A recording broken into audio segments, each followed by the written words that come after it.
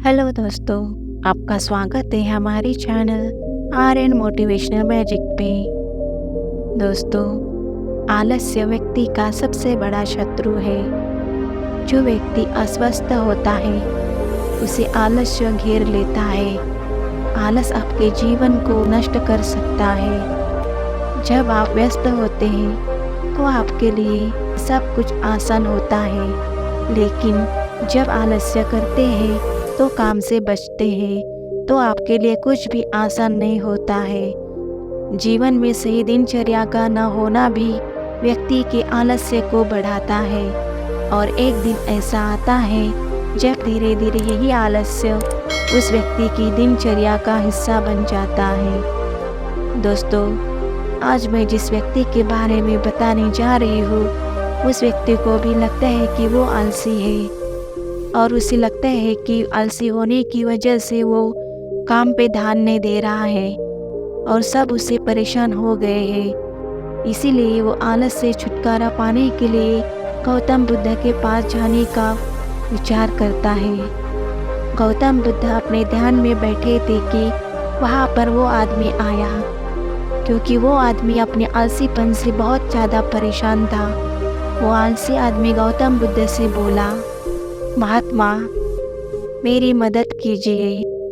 मैं अपने आलस से बहुत ज़्यादा परेशान हूँ। आप ही कोई उपाय बताइए जिससे मैं आलसीपन से छुटकारा पा सकूँ।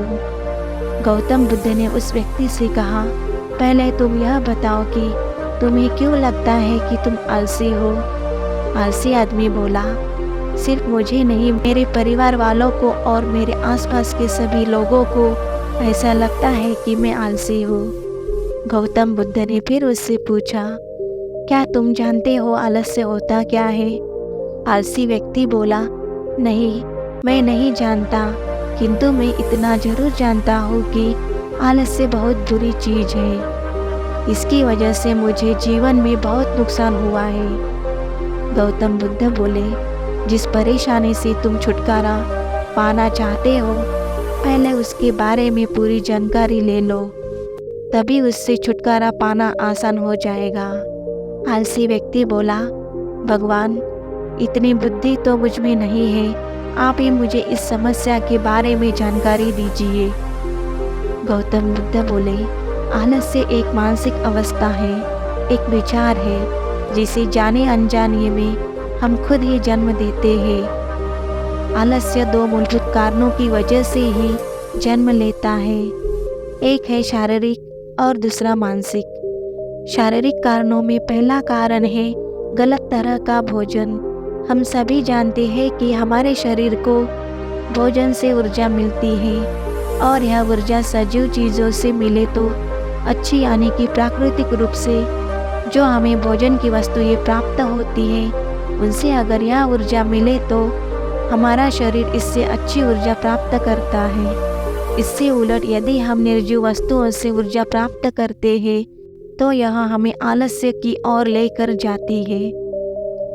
दूसरा कारण हमारी शारीरिक गतिविधियाँ, यह भी हमें आलस्य के चंगुल में फंसा सकती है। गौतम बुद्ध ने आलसी व्यक्ति को अपने शिष्यों की तरफ इशारा करते हुए कहा, देखो, इनके चलने फिरने बैठने के तरीकों में तुम्हें कुछ अलग नज़र आ रहा है। जब आलसी व्यक्ति कुछ समझ नहीं पाया तब गौतम बुद्ध ने उससे कहा, मेरे शिष्य जब भी बैठते हैं तो वे रीढ़ की हड्डी को एकदम सीधा रखते हुए बैठते हैं। चलते हैं तो उनके दोनों पैरों के बीच अच्छे से संतुलन बना रहता है, और जब वह सोते हैं तो उनका शरीर एकदम शिथिल रहता है। ऐसा करने से उन्हें रात्रि में एकदम सही तरीके से नींद आती है। ये व्यक्ति बोला, लेकिन नींद तो आलस्य का ही एक स्वरूप है। बुद्ध बोले, हाँ, अगर उसे ज़्यादा मात्रा में लिया जाए तो। बुद्ध ने इस बात को आगे बढ़ाते हुए कहा, नींद कम मात्रा में लोगे तो तुम्हें अगले दिन थकान महसूस होगी, और ऐसा करने से ज़्यादा आलस्य शरीर में आएगा। नींद ज़्यादा लोगे तब भी यही परिणाम होगा। इसीलिए नींद को ना ज़्यादा ना कम, एकदम सही मात्रा में लेना अति आवश्यक है। आलसी व्यक्ति बोला, यह तो मैंने भी अनुभव किया है। बुद्ध बोले, अब मानसिक कारणों के बारे में जान लो।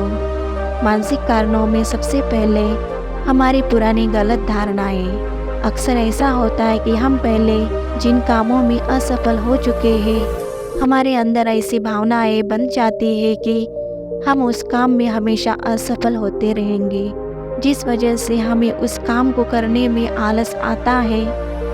ऐसी धारणाओं से छुटकारा पाने का एकमात्र उपाय यह है कि हमें अपने मन को यह समझाना चाहिए कि पिछली बार हम जब उस काम में असफल हुए थे तो हम उसके बारे में जितना जानते थे, अब हम उस काम के बारे में उससे ज़्यादा जानते हैं, क्योंकि असफल होने के बाद हम उससे काफ़ी कुछ सीख सकते हैं। हम उससे काफ़ी कुछ सीखे भी हैं।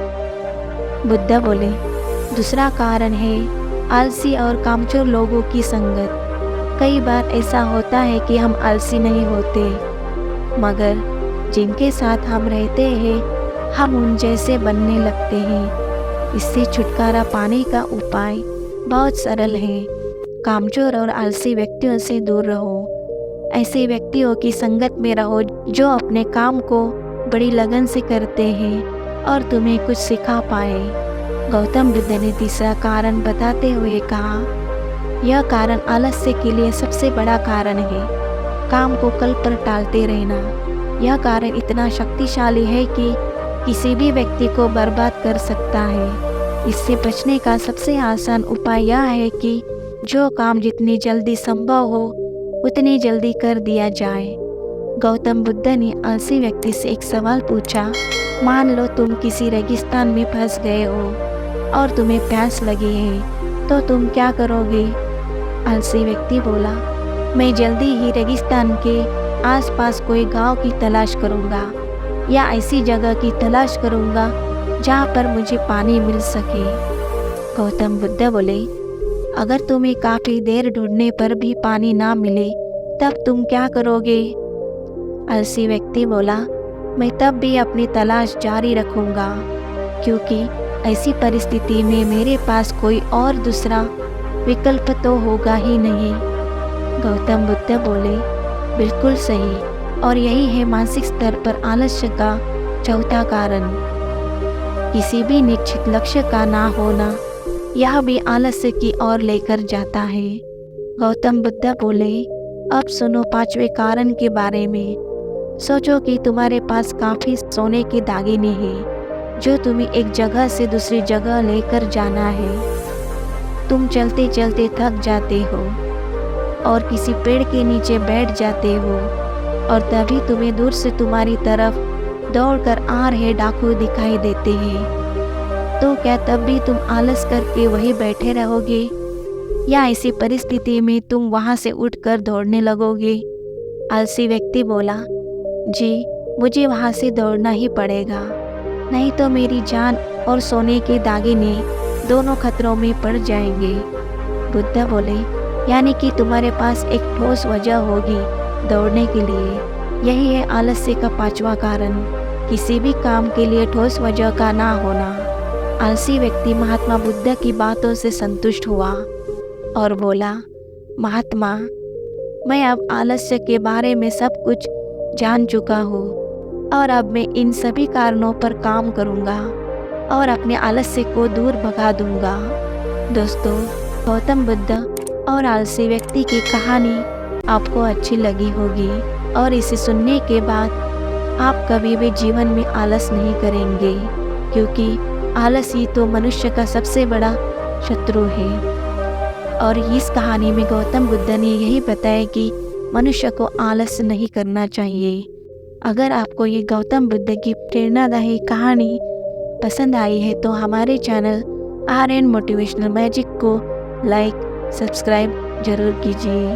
धन्यवाद।